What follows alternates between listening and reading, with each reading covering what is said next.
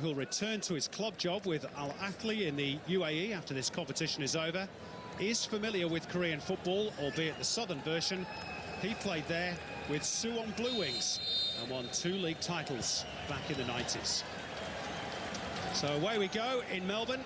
Who's going to be playing for the last 8 and who'll be merely playing for pride come the final group game. So there's a strong start, and we've had a yellow card after less than 15 seconds for Jong-gil Kwan. Well, the intent is clear, and it was a pretty rudimentary challenge, Andy Harper, from a team that, as we remarked in the build-up, play some pretty rudimentary football. Well, it was a desperate lunge, and the intensity was on from North Korea for about 10 seconds. And the yellow card came. It's got to be the quickest yellow of the tournament so far. North Korea trying to stamp their mark, quite literally, in this contest right from the outset. Applying the high press. Geez, they're right into it, aren't they? They've almost shown more energy in the opening minute of this game than they showed throughout the duration of the game against Pakistan of North Korea. I look for the tall figure of Park Kwang-ryong, who just took his eye off the ball.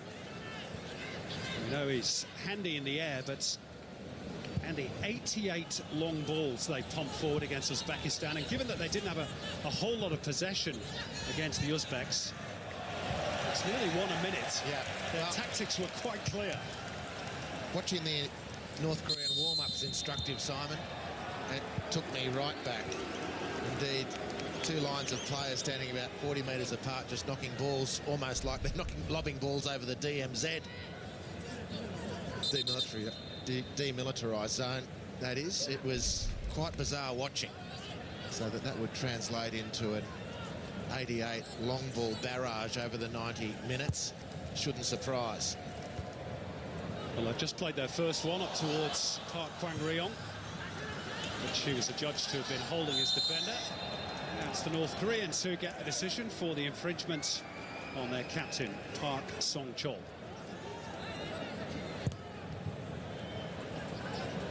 There's long ball number 2. And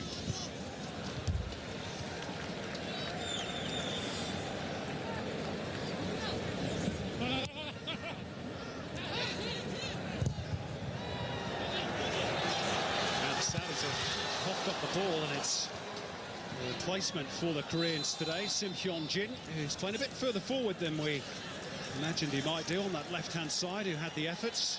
Well, it's even really too early to tell how the players and the formations are really lining up. It's been pretty frantic to start with. And there was maybe a suspicion that the Saudis might play 3 at the back, push extra players into midfield, but it does look as though they're settling into a back 4. 2 much more attacking-minded fullbacks. We remember Hassan Moath, who played here against Australia 3 years ago, loves to get forward down that right-hand side, and Al-Dosri on the other flank.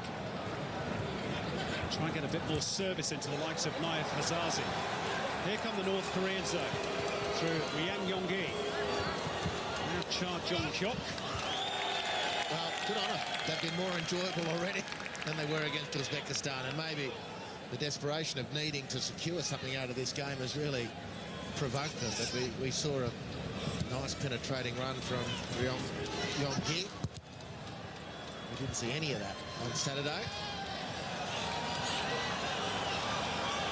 Now Ri Yong-jik went down as though he was poleaxed there, but no whistle.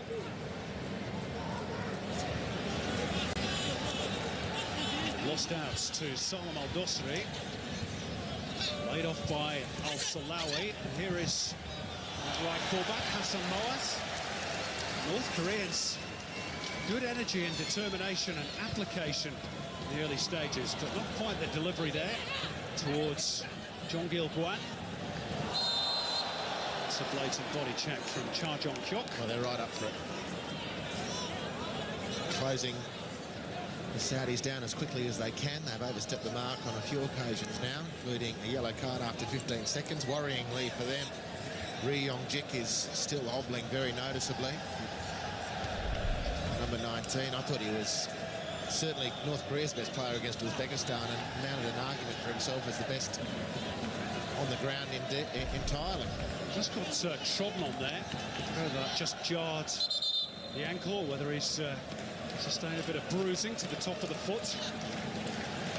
We'll keep an eye on Ri Yong-jik. Here comes the free kick from the Saudis. It's dealt with by the North Koreans and booted away by Cha Jong-hyuk, who conceded the set piece in the first place. So a lively start in Melbourne. Not perhaps the one we anticipated. North Koreans very aggressive.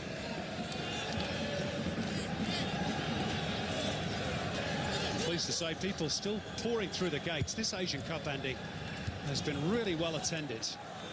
And for a 6 o'clock kickoff on a work night in Melbourne, I think it's a great turn-up. Here's Hassan Moath with the delivery into the penalty area. Jong Il-gwan to clear the lines for the North Koreans. Lord Sim Hyun-jun. All the way back for Jang Song-hyuk. It's a beautiful release. This is Cha Jong-hyuk towards Park Kwang-ryong, who launched himself at it. And there's the chance, a good save from Walid Abdullah. And it was Sim Hyun-jin again. The surprise inclusion, the number 13. And he's had a couple of efforts in the early stages. He's profiting from the early space that's been afforded him. It was a beautiful switch of play to open up Saudi's left defence. A really impressive cross to the back stick. Park, the number 10, took out one of the defenders on the way through, and Walid Abdullah forced to save low to his right. Let's see what the corner produces. In towards the near post, it was flicked on by the defender. It was, in fact, it was Ri Yong-jik who got the initial effort on target. And Saudi Arabia, the heavy favourites for this Group B encounter, have struggled in these opening minutes. Good save again. Walid Abdullah just sticking out a big right paw.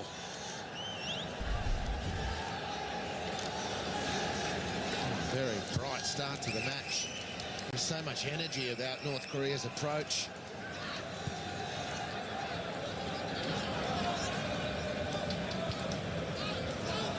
Well, they only had 3 shots on target in the entire 90 minutes against Uzbekistan. They've had 2 already here.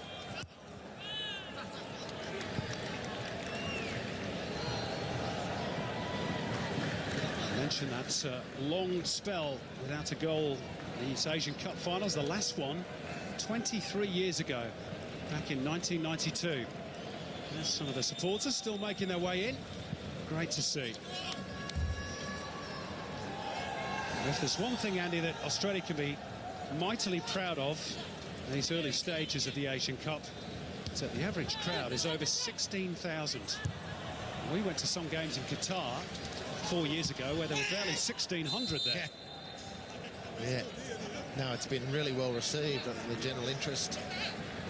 The Adopt a Team campaign, a group of contrarians otherwise dressed in Che Guevara t-shirts here today supporting North Korea.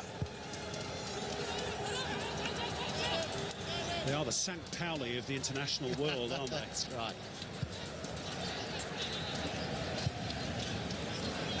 A team for football subversives everywhere.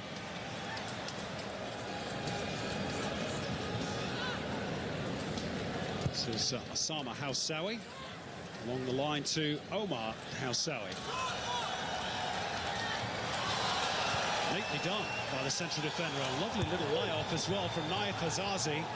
And here come the Saudis through Abdullah Al-Dossari. And he found the delivery, just let it run away from him for a moment. Back they come again, back with Al-Dossari. And they get the delivery in, chance at the far post, and Naif Hazazi only hits the back of the defender, Sim Hyun-jin. Saudis get a corner. There is Naif Hazazi, missed that penalty. Rather poor effort against China, match day 1. Well, this is outstanding defending. There's John Kwang-ik. He just put his body anywhere he could as close to the ball, and it ended up working for him. The ricochet looped over to the back stick. Hazazi couldn't get to the ball before John Kwang-ik.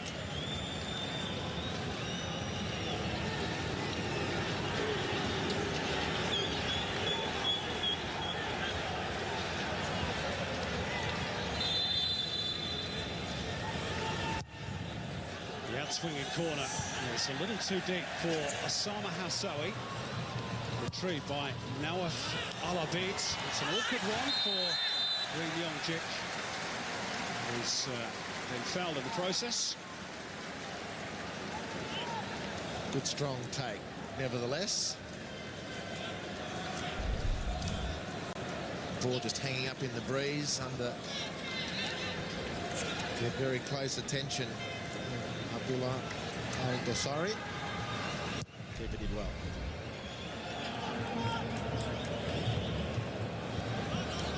Flick on from Park Kwang-ryong, and he'll get it back here. Oh, what an effort from Park Kwang-ryong. They've scored! North Korea have scored through Ryang Yong-gi. Their first goal in 23 years at the Asian Cup finals. What a moment for the Cholima. Park Kwang-ryong with the initial efforts. Too hot to handle for Walid Abdullah. And it's the Japanese-based Ryang Yong-gi with a follow-up. 1-0 to the North Koreans. Oh, what a brilliant moment for them. And what a brilliant strike by Pak. The winged horse has taken flight here in Melbourne. Ryang Yong-gi, so quiet in the first game against Uzbekistan, has been sprightly to begin with and gets a goal as a reward. It's a handy save in the first instance by Walid Abdullah. And scenes of unbridled joy all the way back to Pyongyang, you'd imagine. Well, the name Ryang Yong-gi will reverberate in North Korean football history. Finally, they've got a goal. And the wait for a win, as we said in the opener, goes all the way back to 1980. That's still a long way off. What a positive start they've made. Surprised everyone. Well, here they come again. They're picking up the second efforts. The passing's been much better today. Look at that for an expansive bit of play. The captain, Park Song-chol, with that release. There's that man, Sim Hyun-jin. Named as a defender. But he's caught everyone on the hop as Jo Tong-sop. Playing much further forward, and North Koreans have given the Saudi Arabians a problem they did not think they'd have here. Well, they've been out enthused at the moment, quite simply.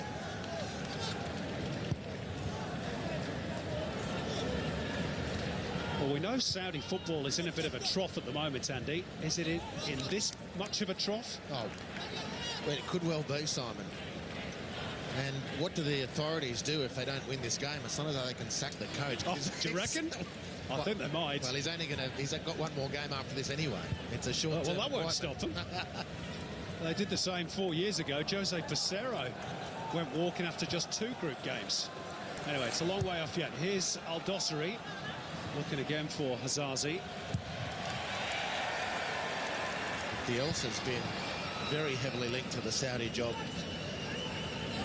A couple of the Saudi journos are adamant that that signing is going to be consummated.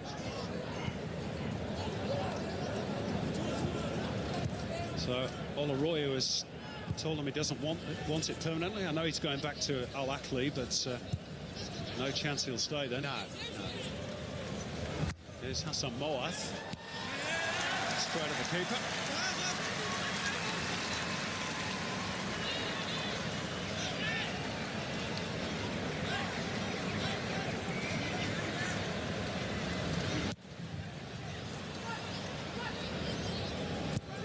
Long clearance from Ri Myong-guk, again looking for the tall figure of Park Kwang-ryong. At times it can be a little agricultural, but they've shown much more than that in these opening stages. Match day 2. That Saudi attack snuffed out by Jang Kuk-chol. It's found its way through the clearance from the goalkeeper to Park Song-chol. Now they look for Park Kwang-ryong. The goalkeeper's a bit slow to come out and actually does smother it. Well, outside, or in addition, I should say, to the intensity that North Korea have put on, actually the instinctive switching of play, immediate switching of play has been a real feature.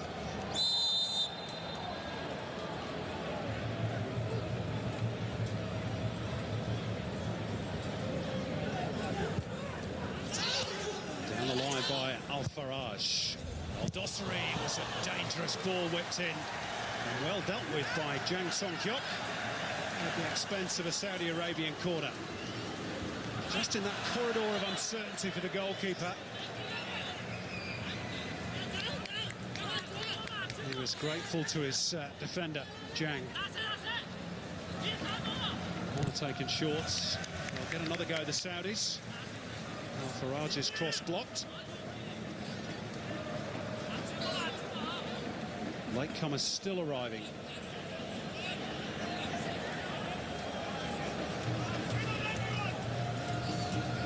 Nawaf Alabed with the corner. Now Hassan Moath will have a blast. Little break for Omar Hassawi. On the turn was Al Salawi. Back with Osama Hassawi, and there's Hazazi. Just the wrong side of the post. Well, I was almost convinced that was going in. We're right behind it. And it looked like it was heading inside the post. It's a nice header from Hazazi. Through traffic, headed it down and across and just wide. A good bit of pressure from the Saudis. Sustained, a couple of shots blocked. The ball fell to the crossing situation. It had a delightful weight on it for Hazazi, whose header was a good one. Interestingly and importantly, Ri Yong-jik was out of that defensive situation. He was huddled up just outside the box with another little injury. He's been in the wars, the main man for North Korea. It's well scrapped for by Park Kwang-ryong. Here's a tough customer to get off the ball. Such an imposing figure. This is Jong Kwang-ik. Got by Salam Al-Dosri, but given straight back to the North Koreans. Little stab forward by Ri Yong-jik towards Park Kwang-ryong. Now the Saudis can break. This is Nawaf Alabed. Hazazi can't control it. Park Song-chol has to be quick. Booted forwards by Jang Song-hyuk.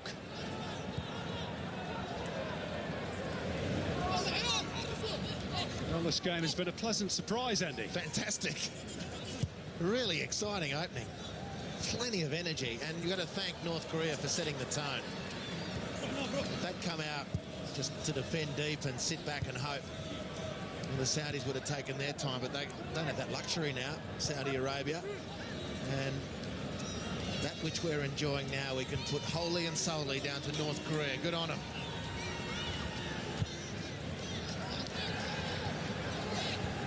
Last North Korean to score a goal at the Asian Cup finals was Kim Gwang-min against the UAE back in November 1992. The man giving chase there is the man who's just ended that particular record, Yang Yong-gi, who plays in Japan for Vegalta Sendai. There he is.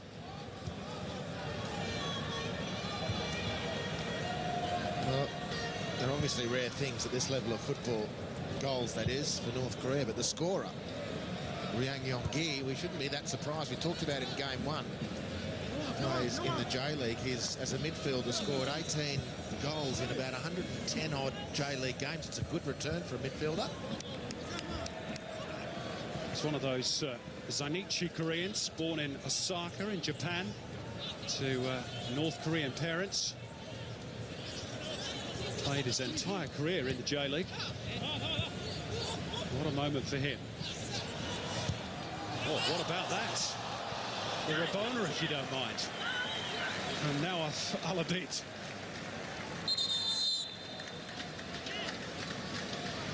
Yang Yong-gi. Here's his big moments. Park Kwang-ryong with the shots. he followed it up beautifully. Great anticipation. That's a hell of a hit too from Park Kwang-ryong. Great scenes. 23 years in the making. Laid off by Al-Salawi. Naif Hazazi.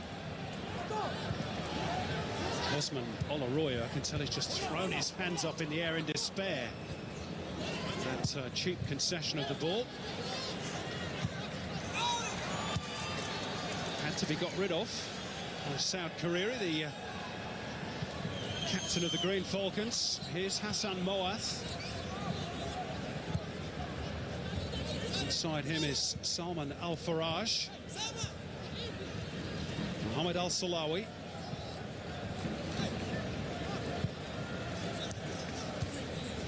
Nawaf Al-Abid. Finally, the Saudis have been able to settle on the ball. It's only taken 21 minutes. They can set their stall and maybe see if they can prise open this North Korean defence. Test for North Korea, and if the Saudis have the patience for it, is to see if North Korea can last the distance. You'd almost think it impossible to play at this intensity for the entire match.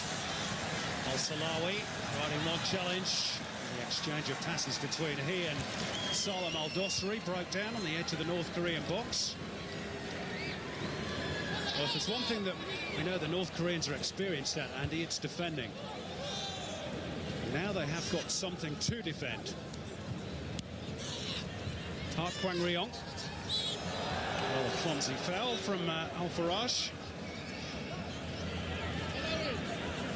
Well, despite so obviously being heavily outplayed by Uzbekistan in game one, they lost that game by the single goal, and they had the last say in that.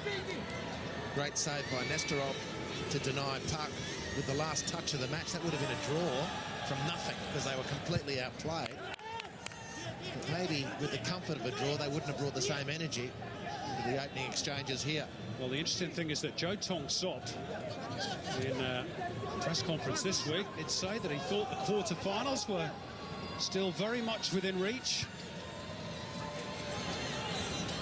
Not quite sure how many people believed him, but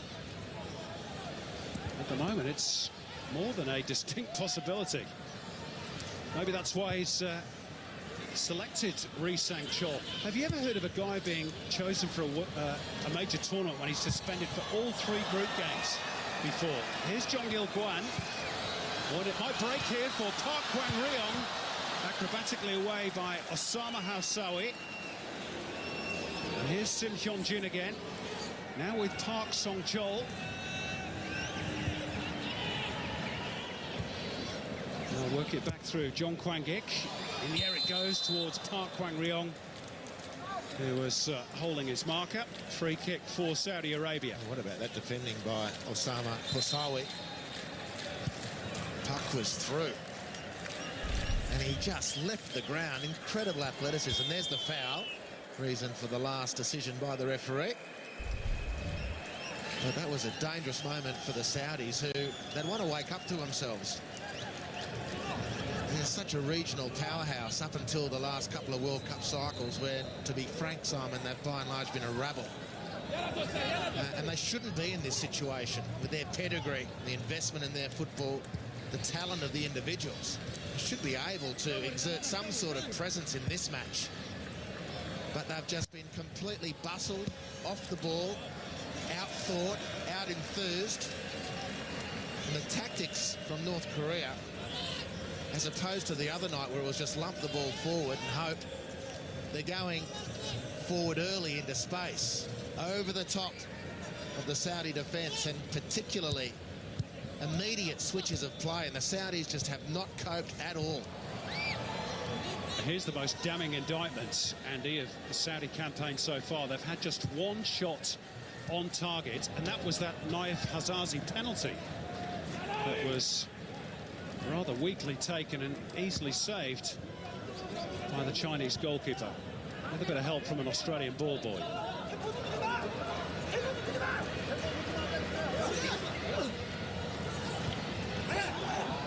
in a terrible, terrible hole, Saudi Arabia.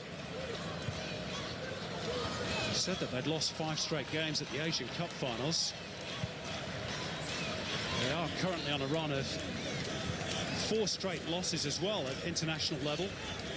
Lost to China, 2-0 to South Korea in a friendly, 4-1 to Bahrain in a friendly, and 2-1 to Qatar in the Gulf Cup final on home soil, which saw the end of Juan Ramon Lopez Caro, the Spanish coach.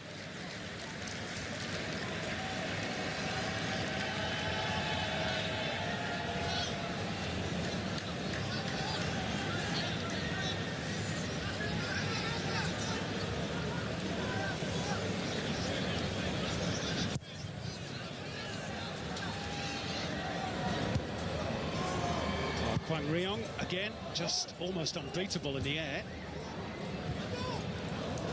That's good tracking back from Sim Hyun Jin. He's been really impressive. Just too quick. No time at all for Saudis to dwell on the ball. And they're not earning that right. There's no particular buzz in their movement, no urgency. Not enough, at least. Just last-minute desperation. Look at that. Into space, immediately in behind and turning the Saudi defenders around. Pity about the little ankle tap from Jong Il-Guan. Yeah, just needed to He's steer got to be clear. careful, actually, on a yellow, of course, after less than 15 seconds. We've just got to... That's one of those... I think it was accidental, in fairness. Geez, he took a while to go down, didn't he? Went down in installments, yeah.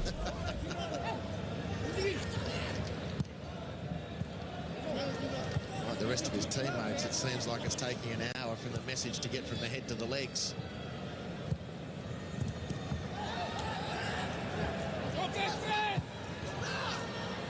And again, look at that, right into the soft spot. They don't fancy it. They're right into it. And here's Park Kwang Ryong trying to get the wrong side of Osama Hausawi, who just about does enough.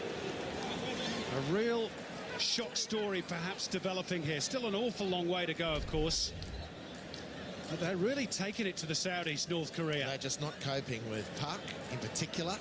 They're not coping with the early service forward. They're not coping with being turned around. And to supplement that approach, North Korea are getting players forward today. They didn't against Uzbekistan. Park was isolated, horribly so. This has just been a fabulous turnaround by North Korea. A refreshing approach. Great to watch, and there is a really good gallery here in Melbourne to enjoy it. Al-Dosri gets it back off his namesake, Salam Al-Dosri. It's Abdullah Al-Dosri who charges the resultant clearance down. Well, Joe Tong-sop, coaching genius at the moment. Certainly got one over Cosman Oloreo.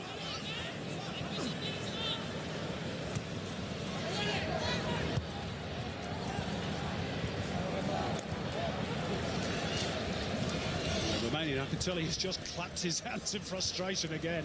I think you might have picked that up on our effects microphone. He can't believe what he's watching here, and here's danger again. Park Kwang Ryong. Oh, he's just an old-style centre forward, isn't he? Well, he has to be at the moment. Lump it in the air, and I'll get there.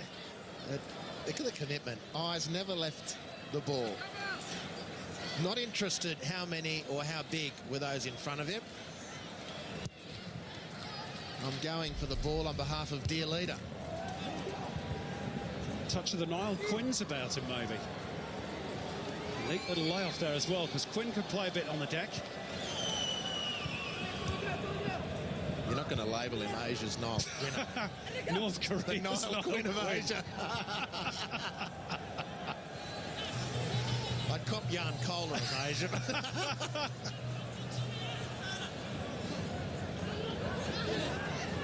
Or the Mark Haitley. Anyway. All of the above. Peter Crouch, another one. Let's see if he can do the crouch dance if he gets a goal. Here's a chance, but Hassan Moath just delayed a fraction too long. Set up a goal from a similar position on that part of the pitch for Nasser Al-Shamrani, I seem to remember, in that World Cup qualifier against Australia. Al-Shamrani, of course, a big absentee from these finals for the Green Falcons. Missed the entire competition through injury. Not that it looks as though it's going to last too long, the way things are going.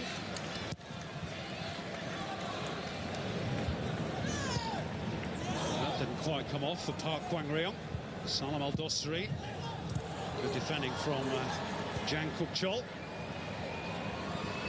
Here's Sim Hyun-jin. Oh, nice little knockback through the legs of the goal scorer, Yang Yong-gi, by Nawaf Al-Abid. And on the left is Mohamed Al-Salawi. It's a corner. Concentration just breaking down with Al-Salawi. And the lead-up was archetypal Saudi play. Beautiful little nutmeg to open things up by Nawaf. Good exchange thereafter. Right upfield, and Salawi couldn't do something magical in the box. Al-Abid goes deep this time. It's knocked back across towards Mohamed Al-Salawi, who went for the bicycle kick. Didn't really get the purchase he wanted. He is a talented and regular goal scorer for his club side, Al Nassr. He's only just at the outset of his international career, scored 4 times in 8 games for the Saudis. Didn't quite get that one right.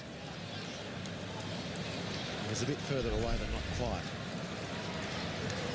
And he had Azizi right next to him.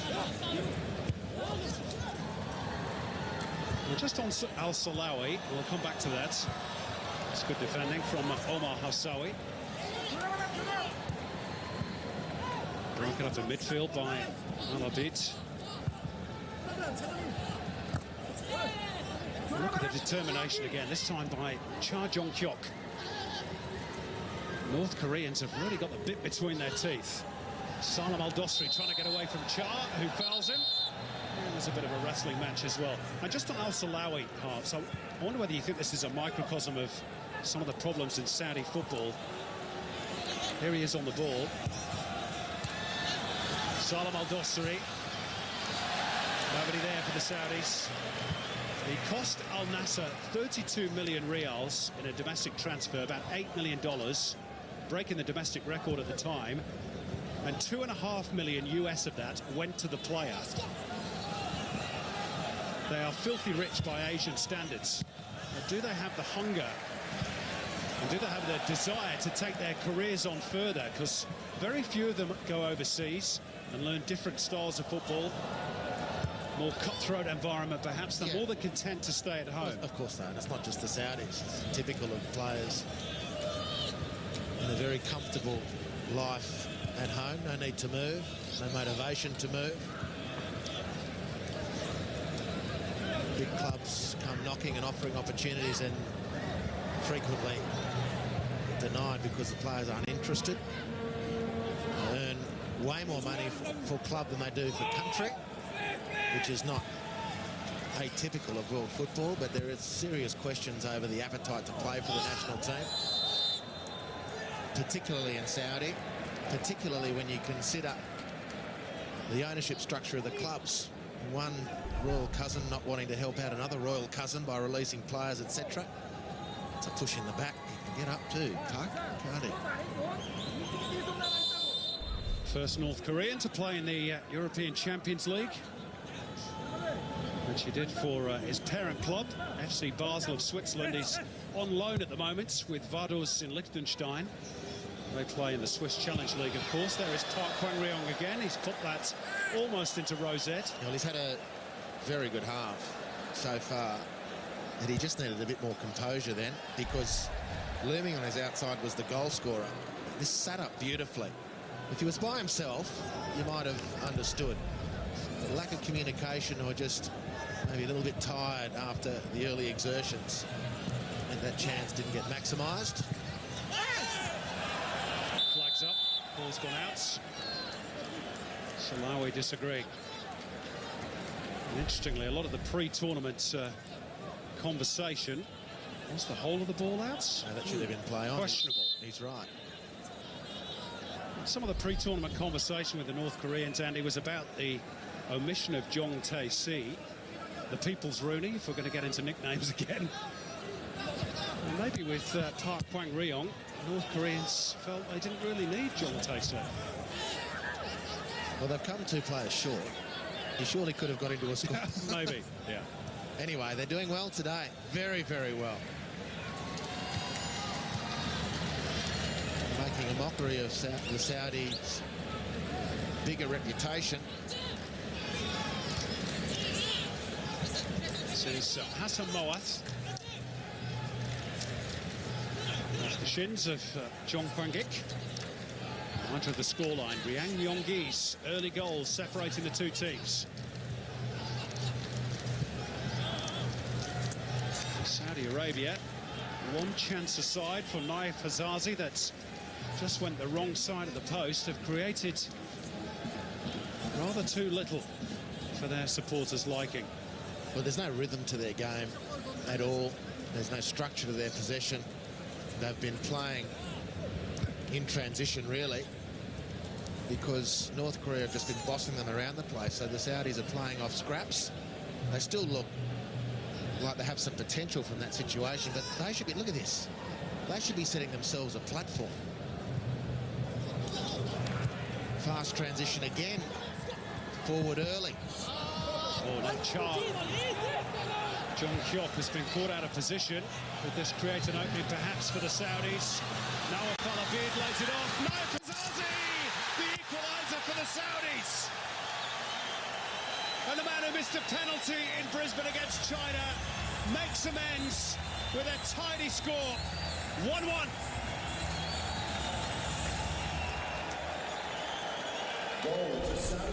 Well, to the script so far, it was a turnover by North Korea on halfway, and the transition was slick. The passing finally was good. The finish was lethal. Naif Hazazi couldn't secure it from the spot, but he can secure it through the legs of Ri Myong-guk to level the scores. Beautiful tee-up by Alabib. And they haven't really looked likely, the Saudis, but they're back level. Well, he is the golden boy of Saudi football in succession to Yasser Al-Khattani. And you can almost feel a huge sigh of relief from the Saudi fans in the crowds. They'd been poor, disappointing hugely up until that moment. Just a little crack appeared in the North Korean rearguard as Cha Jong-hyok was given a hospital pass, really, by one of his teammates. And the Saudis made good. Now, will that settle their nerves? Because they looked bereft of ideas up until that moment. They were completely. North Korea totally off balance on the near touchline. The pass in behind Cha, who was bombing forward. And whilst off balance, the Saudis swooped.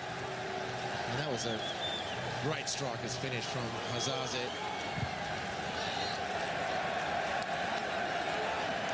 It's awoken the Saudi fans who are here in Melbourne. We've got 10,000, I'm told, Saudi students in Australia. No short of that many here today, of course, but they've found their voice. Finally, their team's given them something to shout about. Maybe a bit more here. Teed up again by Alabid. Now with Hassan Moath. Now off Alabid. It's way beyond Hazazi. He's a good little player. Well, they've woken up. Well, they're so mercurial. Sometimes one would be tempted to call them fair weather players. And when things are good, they're really hard to stop. Constant criticism is them needing to wait for a game to change rather than them being able to change it themselves. And that opportunity opened up for them in counter-attack. They were certainly good enough to finish the chance. And from this point on, until North Korea can change the course again, the Saudis will sail. Leading the charge, I'm going to anticipate, will be Nawaf Al-Abid, the number 20, the left footer. Playing out on the right. Very, very tricky customer. Two deadly strikers. Now the bounce has made it awkward for the North Korean defender, Jang-kook Chol. Nobody in support of Naif Azazi.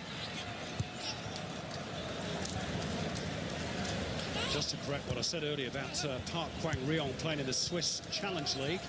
That was the case last season, but actually got promoted, so he's playing at the top flight in Switzerland this season, where he's yet to score in 12 games. Got 9 in 18 in the second tier last year. And what do we got now? So we're game 11 of the 2015 Asian Cup. We haven't had a team draw level yet, have we? Australia did to Kuwait, then overran them. And Qatar and UAE. So my memory's rusty already. UAE overran Qatar. We've had a few games, Hubs. See, how long ago does Australia-Kuwait seem? Well, even longer after the superb performance from Australia last night. And this one's been great fun for the neutral. Fabulous. And there's good noise around the stadium too. People are really appreciating what's been put on show. And again, the Saudis, to their credit, have responded, but the tone has been set. Make no mistake, by North Korea. The question over them is, physically, how long do they last until the Saudis just start to tick them apart? Well, here they come again. This is Naif Azazi trying to thread the needle for Al Salawi. Park Song-chol attempted to make it stick on halfway. Saudis starting to win a bit of ball. Held up by Saud Kariri. This is Abdullah Al-Dosari to Salam Al-Dosari. Look at the confidence in the team in green now. Al-Dosari with the little chip. Neatly taken down. Alabed, what a save from Ri Myong-guk. That's one of the saves of the tournament. And now Alabed again showing his class and quality. Well, this is one of the efforts of the tournament. Turn on the chest, volley with back to goal. Superb. Superb. And they're really hard to stop when they feel like playing. Ri Myong-guk did the business with an excellent save. Great football. The corner from Hassan Moaz.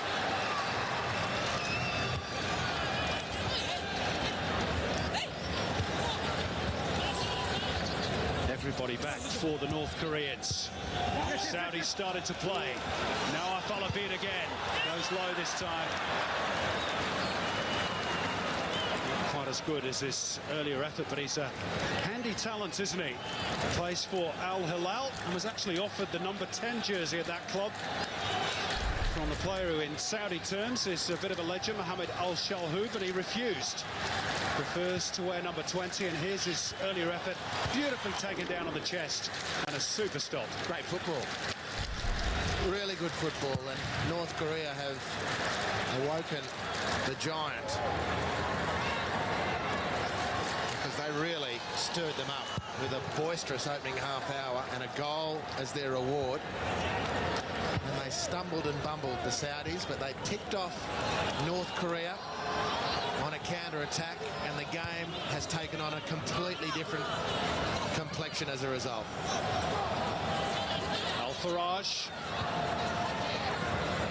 Al-Dosari. The Green Falcons campaign was hanging by a thread. They found reserves of energy and, most importantly, a bit of their undoubted quality. They are so hot and cold, though, aren't they?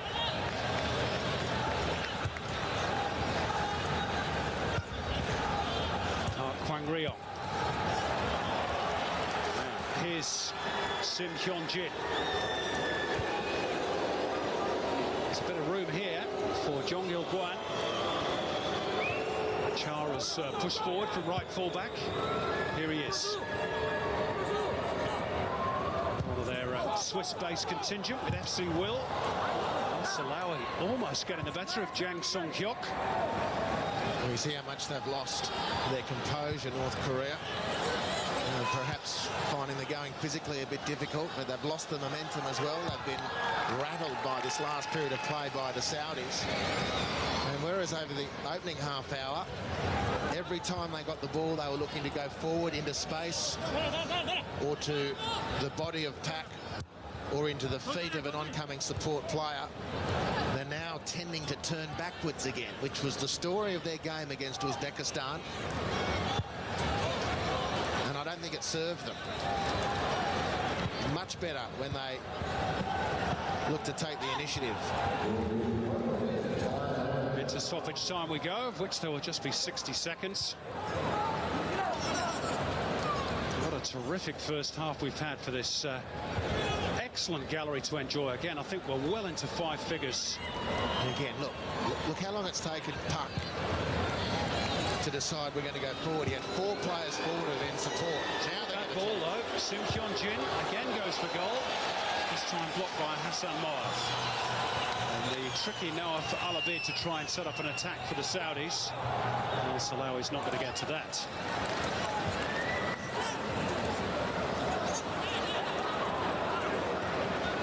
An important half-time team talk coming up for Joe Tong Sop. He's not on the phone there, is he? Might have race to it. Flemington going. I think it might be a stopwatch. Well, there we go. What a first half that was. Yang Yong-gi scoring North Korea's first goal at the Asian Cup finals in 23 years. The Cholima were hugely impressive. Up until the moment, Naif Hazazi got the equaliser after a North Korean error. And after that, it was all Saudi Arabia. Under pressure. And can Saudi maintain the levels of motivation that they showed at the back end of the first half? All will be revealed over the next 45 minutes. There's the scoreline as it stands. North Korea 1, Saudi Arabia 1. Saudis finishing the first half very strongly, and they're on the ball here through Salman Al-Faraj. And then the goal scorer Hazazi runs into a brick wall, otherwise known as Jang Kuk-chol. That's loose. This is the dangerous Noaf Alabid. Salam Al-Dosri. It came off the boot of Jang Kuk-chol. Not exactly where he wanted it to go. Lee Myong-guk able to gather the ball.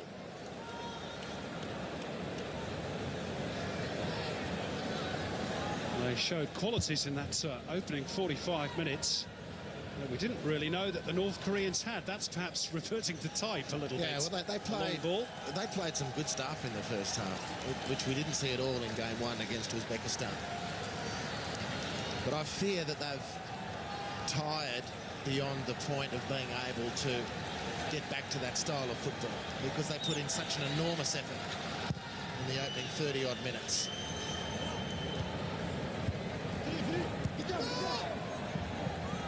Alabid. So look how they're standing off now. At the start of the match and for the opening period, they were doing just this, pinching the ball, pressurising to win the ball. Park Kwang-ryong with a strong run, and he squares it up. It was behind the runners. Notably Park Song-chol, the captain. That's a foul, surely. The referee's allowed it to run on, and North Korea might be grateful for that. Not a bad ball in, and there were 2 waiting for the cross. Jong Gil-kwan and Park Kwang-ryong. A good start to the second half by the North Koreans. Good scrambling defence from the Saudis. But what a burst that was by the big guy, Park Kwang-ryong. Put the Saudis on notice. Sparked North Korea back into life. And a poor pass there from John Kwang-ik to take the pressure off completely. The game is just poised magnificently. And it's the answer to those 2 questions will determine the outcome of the match. If the Saudis stay alert, motivated, hungry, they'll win the game.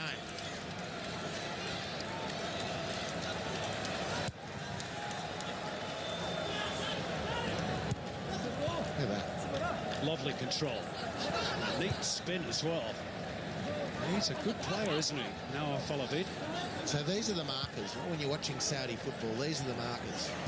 Because even if they don't have the appetite necessarily physically to chase and tackle, you can tell their focus by the touch and the passing. And some have got it at the start of this second half, and some don't. But Park Kwang-ryong trying to lead by example, pressurising and forcing the turnover.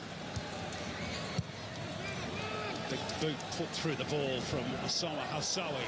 And giving chase is Naif Hazazi. Snicked away from him by Jangkook Chol. Park Kwang-ryong was coming from an offside position. It might squirt through all the way for Sim Hyun-jin, who is then guilty of a little nudge in the back of Hassan Moath. Well, he was lively in the opening exchanges, Sim.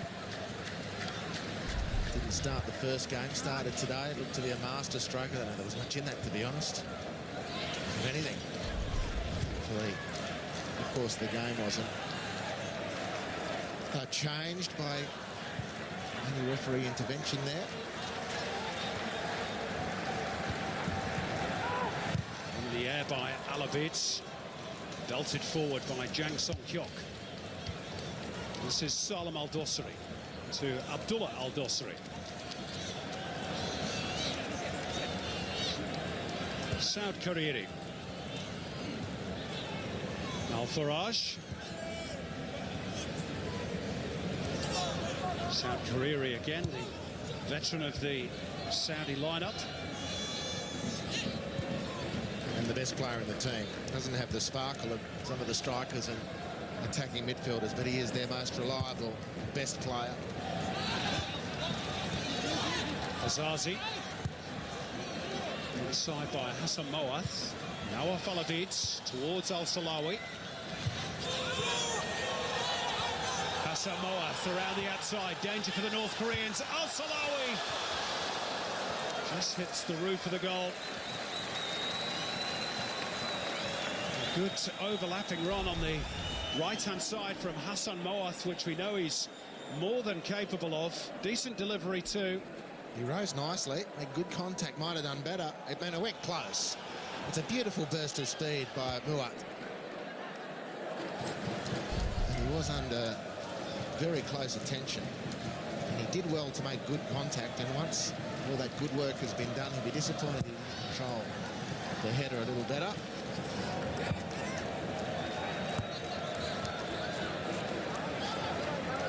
Jo Tong-sok reorganising again.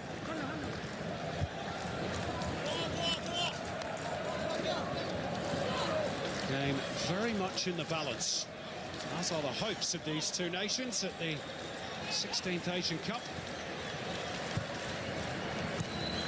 Good layoff by Park Kwang-ryong. This is Riang Yong-gi. It gets away from Salman Al-Faraj, so too Park Song-chol.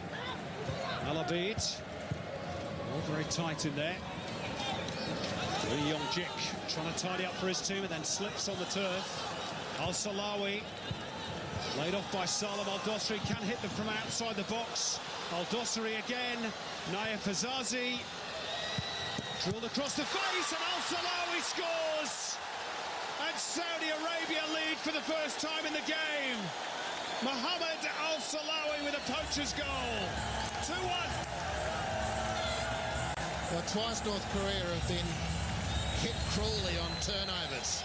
The first one was their poor play. The second, on this occasion for the goal, the slip by Ri Yong-jik turned possession over. And they worked it trickily right through the heart of the field and then to the overlapping fullback. And it's just opportunism from there. Well positioned as he was, Mohammed Al-Salawi. Beautifully found. Hazazi feeding the overlap. And the cross was fired in. North Korea could only deflect it onto the waiting foot of Mohammed Al-Salawi, who can hardly miss from there. Will make that 5 goals in 9 internationals for Mohammed Al-Salawi, justifying his inclusion alongside Naif Hazazi.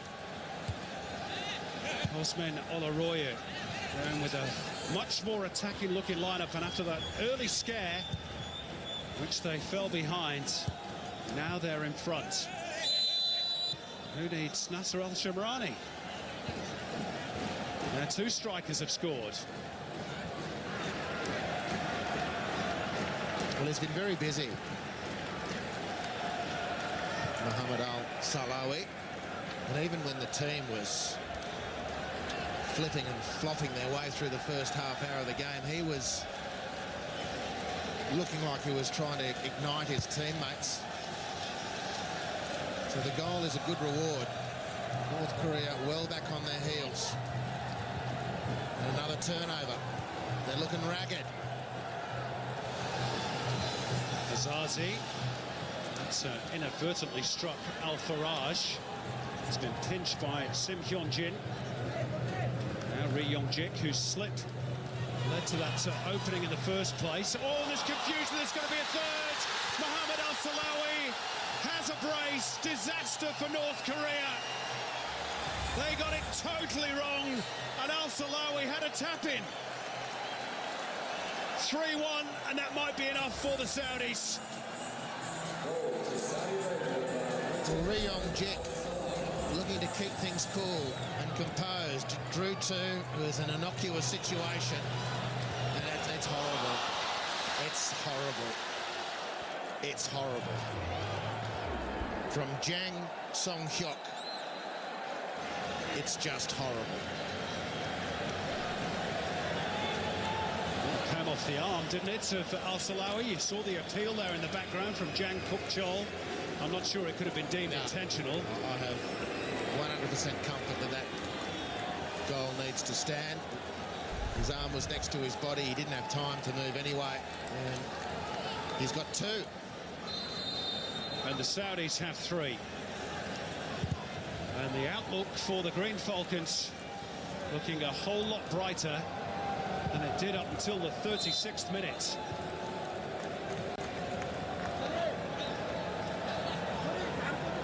And this, I suppose, is the inexperience of the North Koreans playing at this level. They're going to make a change, as you can see.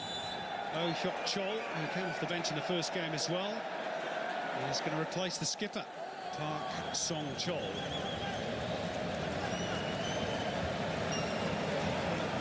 So one Chol for another.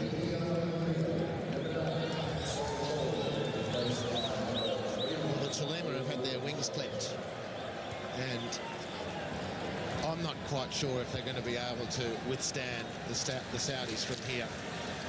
You know, they were looking tired towards the end of that first half. It was such an enormous effort, the start to the game for them, and they got their reward, but errors through tiredness as much as anything have let them down, and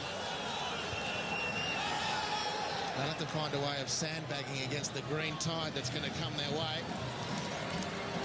That's neatly done, though, by Jong-il Guan. If they've got anything left in the tank, the North Koreans. Given away by Park Kwang-ryong.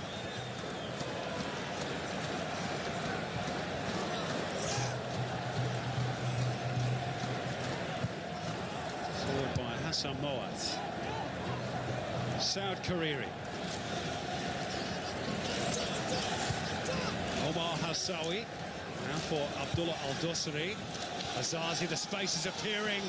Nobody struck the run. And they got a rather lucky deflection off Jang Kuk-chol. Back towards their goalkeeper, but the tiredness. Cha Jong-hyuk on that right-hand side was left for dead there, Andy. Tremendous momentum with the Green Falcons.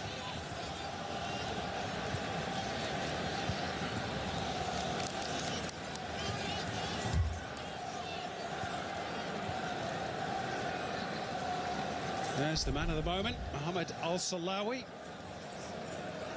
Well, it was off the arm, but again, I'm with you, Andy.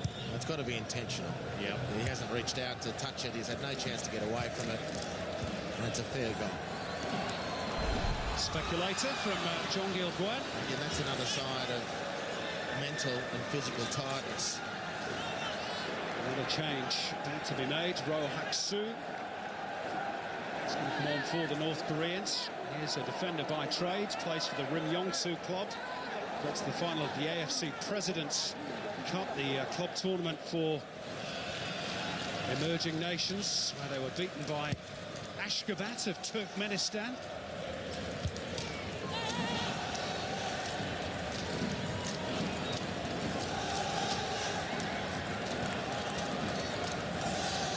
North Koreans have had a very good year at all levels of the game, but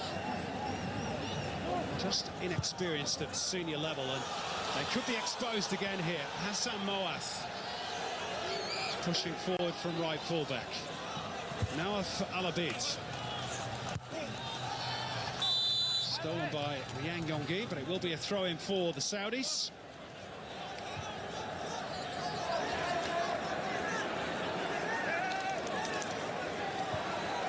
Su waiting his turn.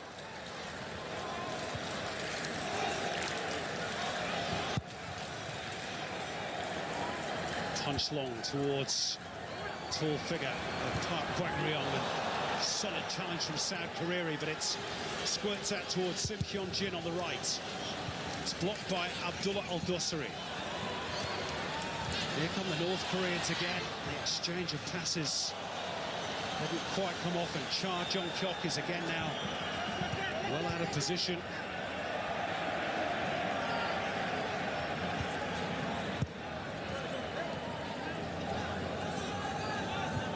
The Saudi bench telling their players to slow things down. Just take your time. Comfortable advantage, no need to press too hard. Salam Al-Dosari will turn clear of Oh Hyok-chol. Abdullah Al-Dosari has been left prone on the turf. North Koreans trying to launch a counter. Here's the change for the North Koreans. And it is going to be Cha Jong-kyok, who's certainly running on empty in terms of petrol in the tank, who's going to be replaced. Well, he's going to be spoken to by the ref first. He and Salman Al-Faraj had a bit of a set to just a couple of moments ago.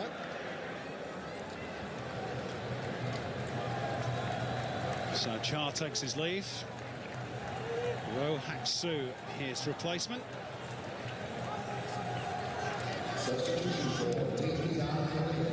There's the new man. Scored a couple of goals at the 2008 AFC Challenge Cup against Myanmar. Tournament staged in India. A tournament that will be no more due to the decision to expand the AFC Asian Cup from 2019. Tournament, incidentally, the Saudis are hoping to host one of the bids. That's a crude challenge again. And the referee is going to speak to Ri Yong-jik. He's escaped a yellow card, which he'll be grateful for, because he picked up a yellow in the first game against Uzbekistan. Another one would have ruled him out of the final group game against the Chinese, which I suppose, from North Korea's point of view, counts as a bit of a derby. Yeah. Quite as much as the one against South Korea, of course. Yeah.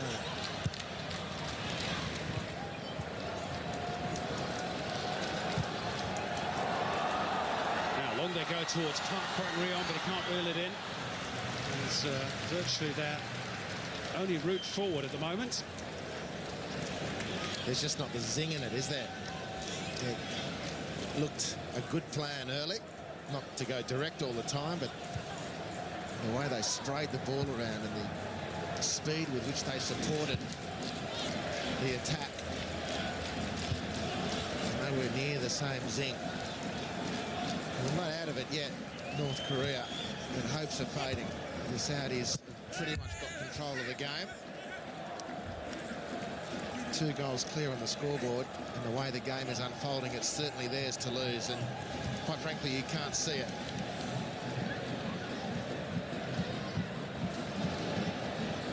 If they are to depart early, at least they've scored a goal this time, which they failed to do in Qatar 4 years back. Great moment that was for Cholima in the first half. They've gone long again, and they might get some joy here. Beautifully taken down by Jong Kwang-ik. They wait for Park Kwang-ryong to arrive. Now the runners join in. Park Kwang-ryong again tries to stab it through, but teammate Jong Il-gwen not quite on the same wavelength. He's their best hope. Oh, there's a lot of excitement, not a lot of composure. But it was a beautiful touch to set up the attack. Once the ball had been switched, like sticky tape on the boot of Jong Kwang-ik, They were just overexcited from that point on. Needed a little bit of calmness.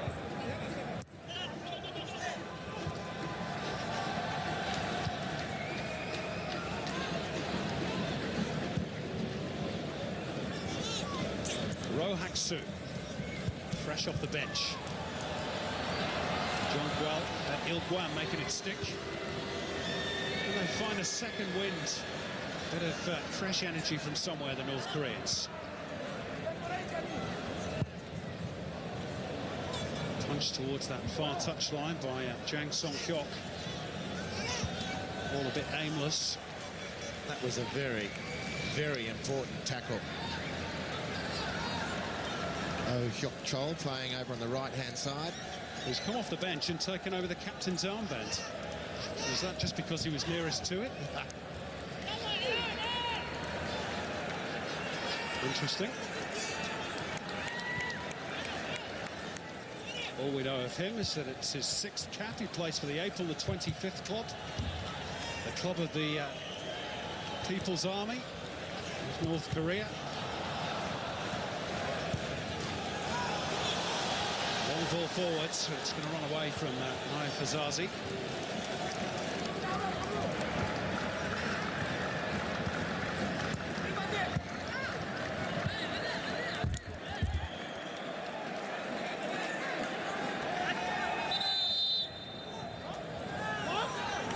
Jik's been penalised, probably presumed for a foul throw. No. Or is the linesman giving it the other way? The officials gave the throw the other way.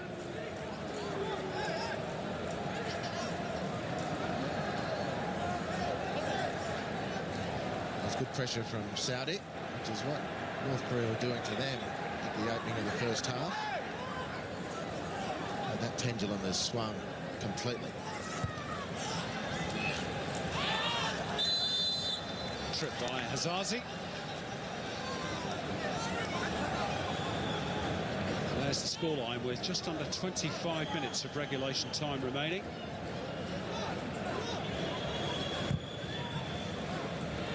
Long ball forward again.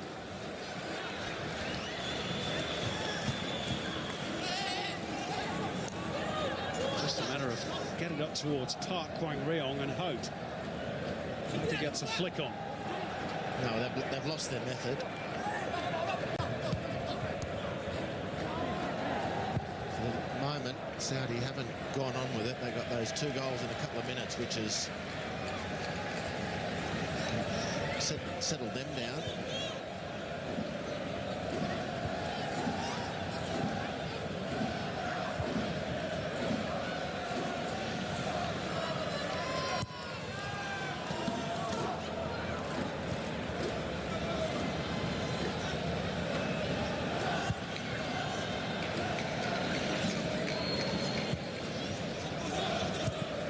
Looking for the return of Il-Guan.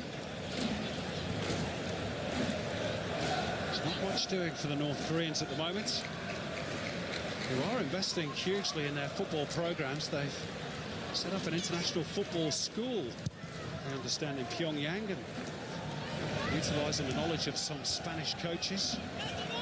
This is Jong Il-Guan. We're even told that Kim Jong-un is a Manchester United fan. He would be, wouldn't he? That makes you a South Korea fan. Likes a bit of basketball, of course, as well.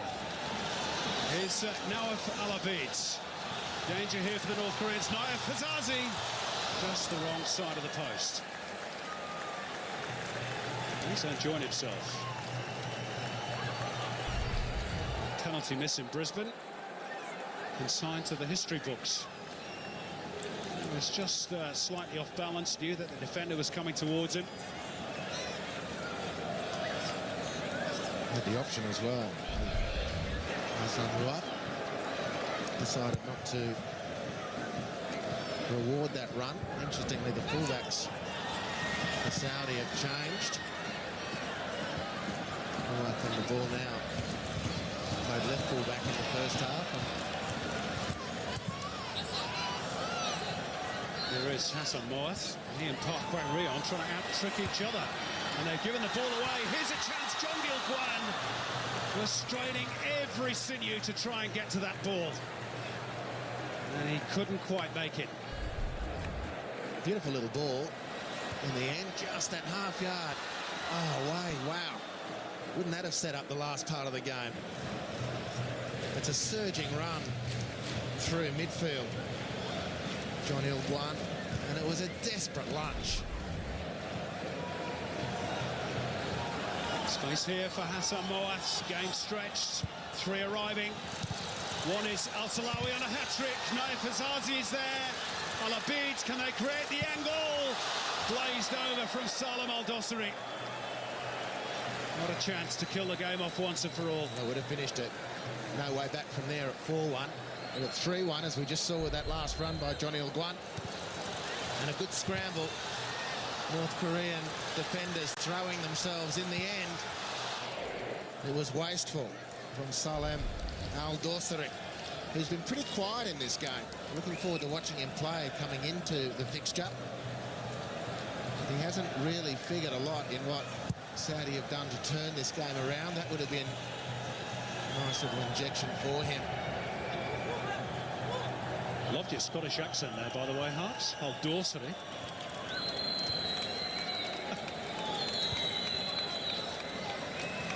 He's one of those with Al Hilal, of course, played against the Wanderers in the Champions League final. Didn't you know he was a Klansman from way back? Surely he should be Muck-Dosari then. Has been seen wearing his kilt in Riyadh. Interestingly, it's a bit chilly, maybe kilt weather in Saudi at the moment. I was told that 1,000 kilometres away from Riyadh, they've had snow this week. Can you credit that in Saudi Arabia?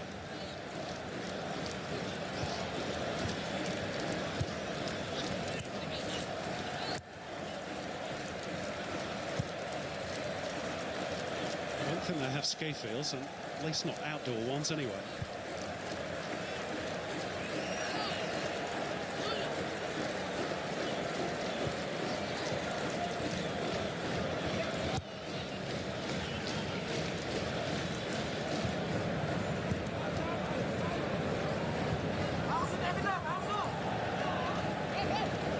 Sama Housawi. Too strong for Hazazi, but it breaks kindly. Al-Salawi's on a hat-trick here. It's opened up for him. And he's put it wide. And they can't believe it, and neither can he. A gilt-edged opportunity to get the first hat-trick of this Asian Cup. And he spurned it. Well, the turn on halfway was delectable. And the finish was scuffed. He hashed it up horribly. Should have been a hat-trick. Made the chance for himself quite beautifully. And still North Korea are alive. They should have been put to the sword by now.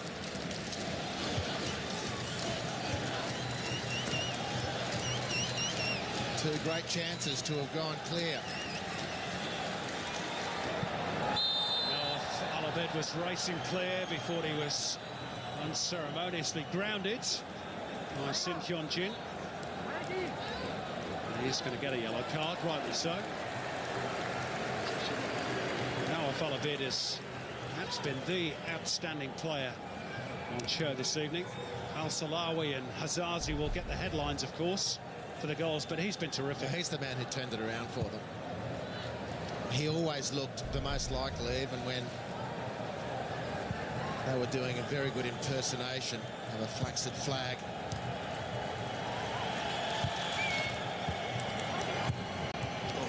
Ryang Yong-gi, there's a chance there to get that pass was Park Kwang-ryong in behind. That was so makeable, that pass.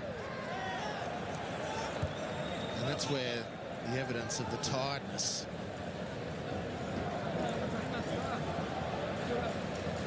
How about this, Andy? Confirmation of the crowd is just over 12,000 here. That's unbelievable.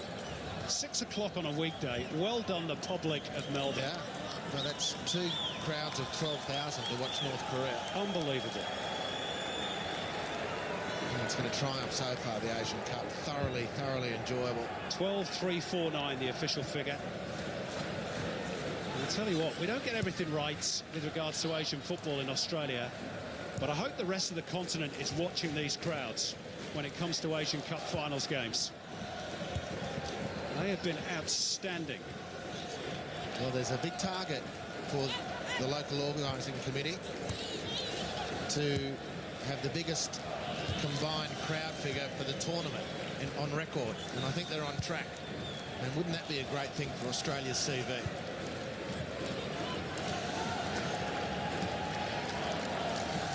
Alabid, great turn again. Oh, he's unplayable. Well, that's there's the commentator's curse. Undone by a poor pass, but again, just too tired to make anything of it. North Korea. Al-Salawi bursting through. Oh, he's offside. It's not going to count even if it goes in from Hazazi.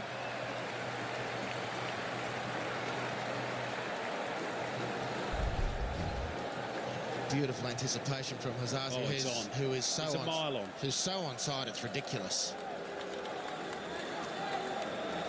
Did you put that down as a save anyway? I mean, he didn't know. He knew he was onside because he was. He wouldn't have seen or anticipated the assistant's flag to have gone up.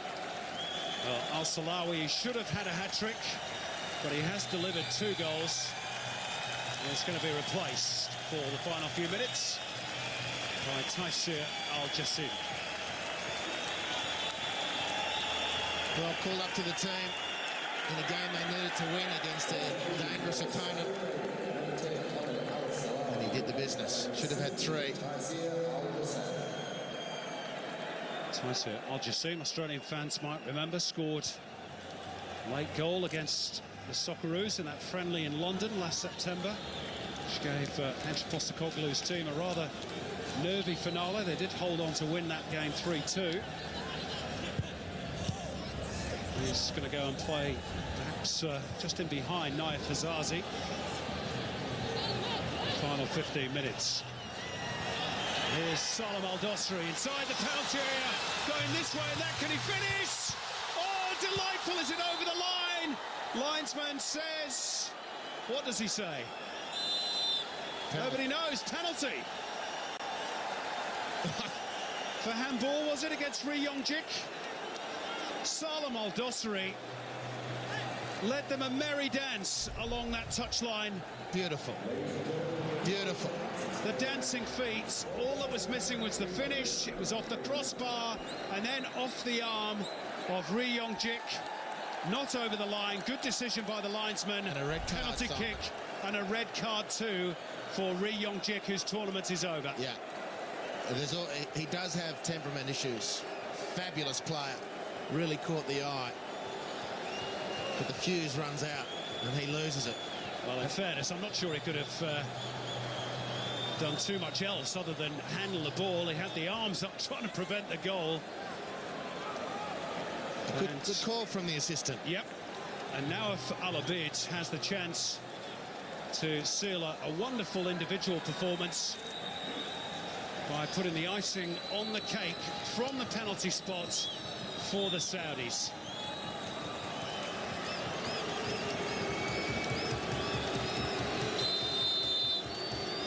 From 11 metres, now off Alabid. 4-1, is it? No, it is now on the follow-up, and he does have his goal. It trickled along the line after Ri Myong-guk had made the save. And now Alabid was there with the follow-up, and it is 4-1 for the Saudis, and it is game over. Well, he certainly deserves the goal. The goal came care of this penalty. Well done. The assistant, look at him in the middle of the picture there. His flag straight up. Good call. Good save from the penalty. They're nervous from the spot now. That's 2 they haven't converted. It's the follow-up from Nawaf, who's been the player of the game as far as I'm concerned. And he made sure he got his name on the scoreboard. He deserves the goal.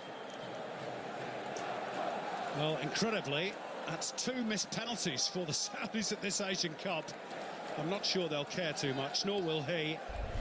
He does have his goal, and meantime, the North Korean goalkeeper, Ri Myong-guk, who tried so heroically to prevent that 4th goal, has collided with the post and perhaps the player too.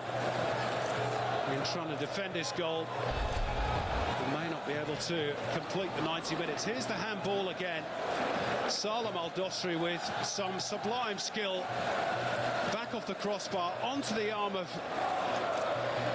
Ri Yongjik, who had to see red, I suppose, really. Yeah. I think it was accidental, in fairness. I think it was, but a referee can't, when you jump up and your arms are taking up that abnormal position. Of course. The ref doesn't give that as a handball. But he's not even looking at the ball. Exactly. I mean, exactly. But there's nothing wrong with the ref's call. And the assistant picked it up. Congratulations to him.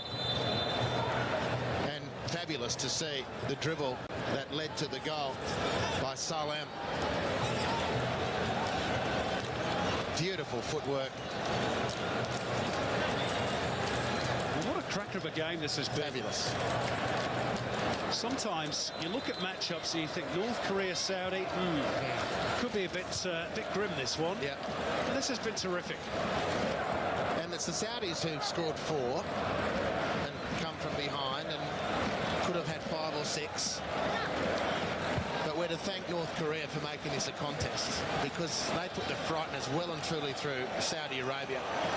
And a series of errors by North Korea has played to the Saudis. They've been good enough to take advantage of cheap turnovers of possession and very clinical in the finishing thereafter. There's going to be a late change by the Saudis. Ibrahim Galeb, who's wearing the number 15 for the Green Falcons, that should have been worn by Nasser Al-Shamrani. Ibrahim Galeb, his late replacement. And we've still got over 10 minutes to go here.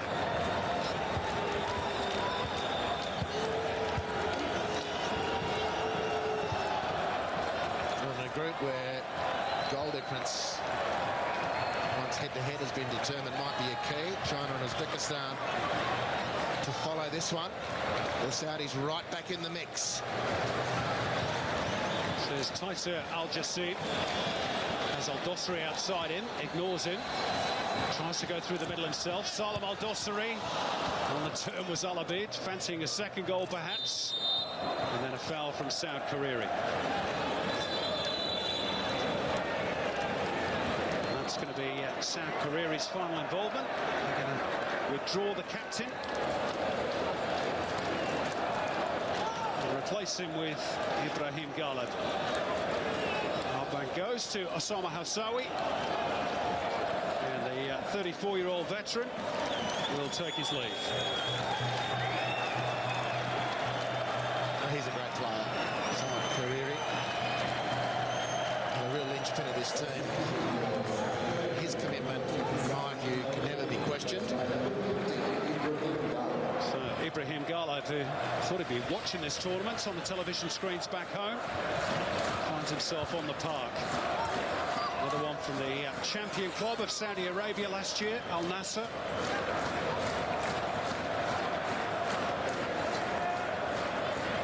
Game's up for Jo Tong-sop and North Korea. I think they can take a lot out of this game. Well, they can take a lot out of the first 30 minutes up to half-time, but you know, they started to get weary noticeably in the closing of the first half. Couldn't stem that tide, just had no petrol left in the tank. Up it goes again towards Park and Jong Il-Guan.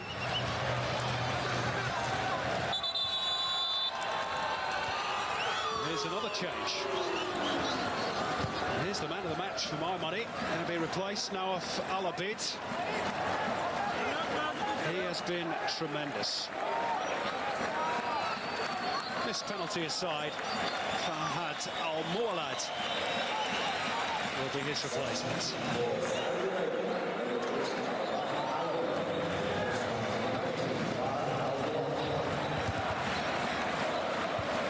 Just on Al-Mualad, quite a recovery from him.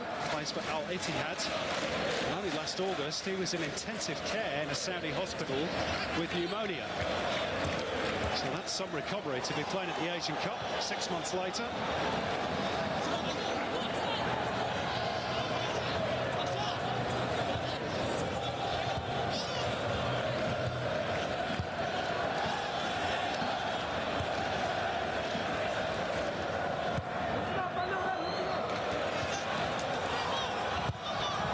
Hassan Moat to the cross, or a little slip from Naif Azazi just at a crucial moment. Curses his luck.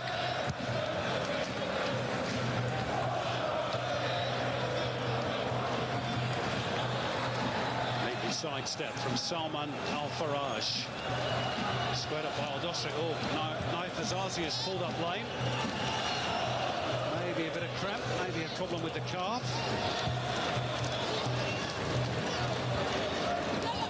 He's going to have to soldier on because they've made their 3 changes now, the Saudis. There is Hazazi, little back heel. Oh, good effort. Beaten away by the goalkeeper. This is Al Muwalad. They're queuing up the Saudi Arabians. Hassan Moat.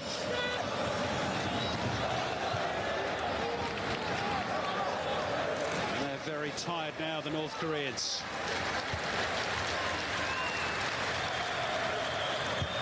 Al-Faraj. Abdullah Al-Dosri to Salam Al-Dosri.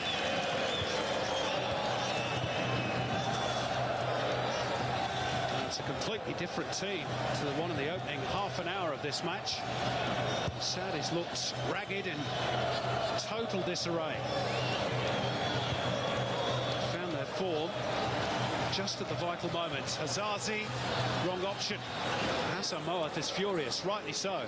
Well, it's at least 2, probably 3 occasions when Hassan Moat has been free. Very easily made as well. He's asking to come off. He's got a tight hamstring. No more, he says. If they're not going to pass me the ball, I've got a tight hamstring. Well, his coach has just reminded him that they've made the 3 changes. Good stop that from Ri Myong-guk. He did say, the North Korean goalkeeper, after the World Cup of 2010, he felt like he was defending the gateway to the motherland. He had plenty of practice in that tournament, of course. They lost 7-0 to Portugal. They performed admirably, though, in their opening game against Brazil, lost just 2-1.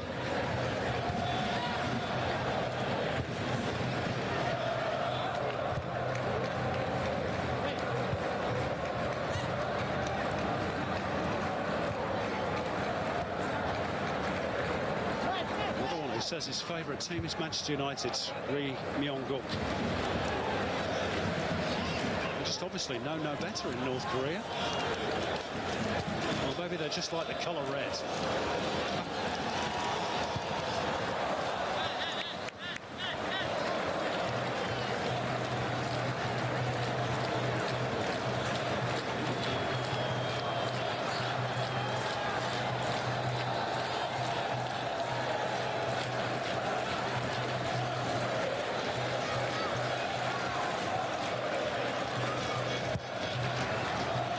Saudi fans in good voice in the stands, and why not? It's been a while since they had something to cheer. Certainly at this tournament. Their last win at the Asian Cup finals, 2007, 3-2 against Japan in the semi-finals. Malik Moath scored twice, and Yasser Al-Khattani got one. They lost in the final to Iraq, and they haven't won since at this tournament. They are about to here tonight in Melbourne. I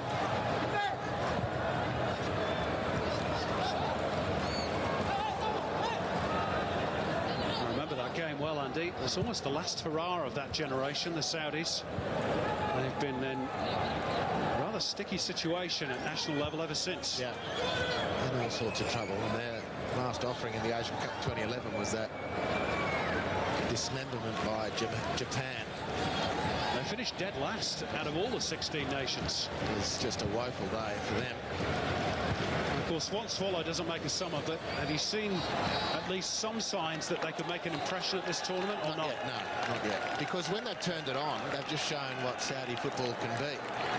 They've got wonderful individuals. It's finding the on switch for them. And there were no signs, really, that they could change the game of their own volition. North Korea had bossed them around the place. And they scored on a counter-attack, and they did it very well, it's true. But a country of their might and significance needs to be able to get hold of situations in games like this and turn it themselves, not wait for an error. Not if you're going to be considered a force in the competition. But once they get a sniff of it, very, very difficult. Look at them now. They dance through opposing defenders like they're witches' hats. And particularly in this case where those opposing players are so demonstrably fatigued, have been for a while, and they've taken them apart piece by piece. It was 10 against 10 there just for a moment, with Naif Azazi off having some treatment. He's back on now. Heat in the game has long since dissipated. North Korea going to make their final change shortly.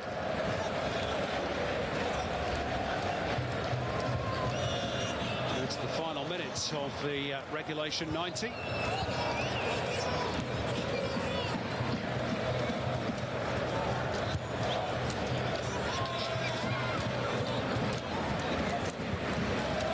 Final scoreline will look convincing. It looked anything but for half an hour. Now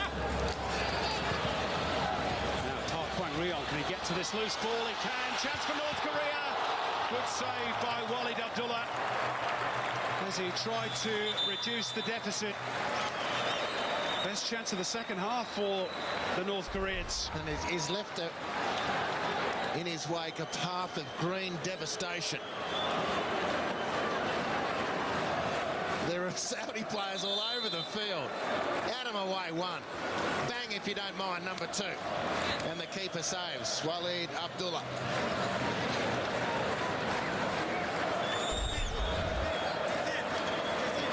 There's the remnants left splattered across the turf. I think in the parlance that's called roadkill.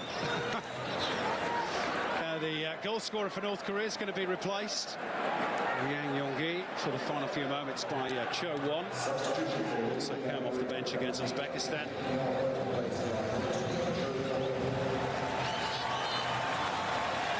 It's just a man mountain, isn't he? Park Kwang-ryong. 3 additional minutes to be played. I'll tell you what, Osama Housawi is not small by any measure either. But he was just sandblasted out of the way.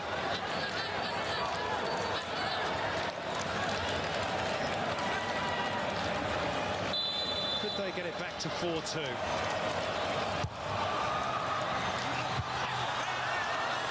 The answer is no. Cho Won's first involvement is to head the ball over the top.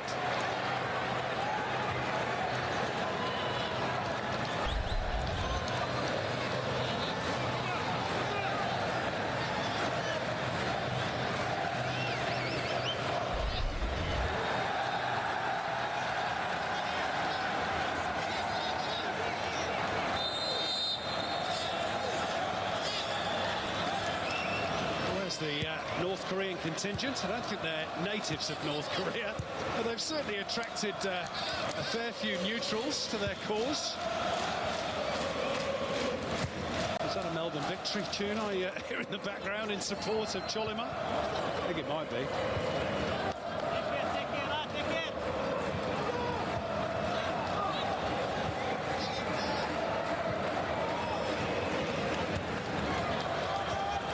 Saudis have given themselves a chance of getting through to the knockout phase. They might have another goal here, but Fahad Al-Muwalad will only get a corner. Well, stunning sprint out of midfield to get in behind the North Korea defence. Composure let him down. He had plenty of support as well. They come again to Saudi Arabia. Can they make it 5? Al-Dosari dancing again around the defenders. Laid off by Abdullah Al-Dosari. But too cute from Salam Al-Dosari. Oh dear. Goodness me. He's just bulldozed him out of the way. That could be a red card, you know. for Cho Won. Even calling that agricultural is probably understating it. He's so fortunate, I think, the scoreline is 4-1. Yeah. Well, the Saudis rightly angered. Yeah, well, he's just gone straight through him like a dose of salt. Bang. That's bell ringer of the month. I'm not laughing at the challenge, which is, shall we say, full-blooded. But in the aftermath, as players gathered and scuffled, Salem, the number 18, went on his own virtuoso freestyle football show. He didn't care at all. He's knocked him clean off his feet. Could anything else happen in this game?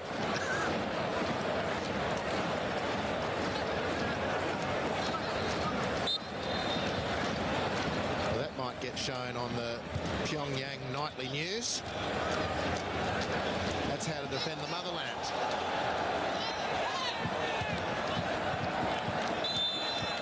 Well, there we go. What a game we've had here.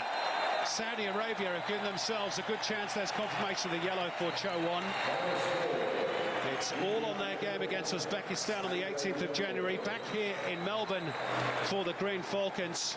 Well, they had an almighty scare in the early stages. North Korea taking the lead through Ryang Yonggi, their first goal at the Asian Cup finals in 23 years. But Cosmin Olaroyo's team steadied their nerves. And